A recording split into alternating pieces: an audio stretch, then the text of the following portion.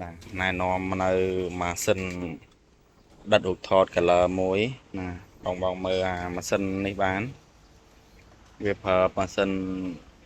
ទឹកថ្នាំ6ពណ៌ print scan copy print Wi-Fi print តាមទូរស័ព្ទ print តាមកុំព្យូទ័រ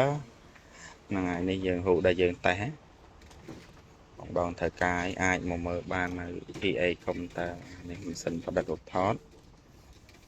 TS 8030 6 color print scan copy print Wi-Fi print USB នឹងយើងដាក់រូបថតធ្វើនាមប័ណ្ណ print invoice បាទតែនេះវាហត់ស្រួលហើយតាក់ទងតម្លៃក៏ធូរថ្លៃដែរហ្នឹងហើយធូរថ្លៃទេតម្លៃវាតា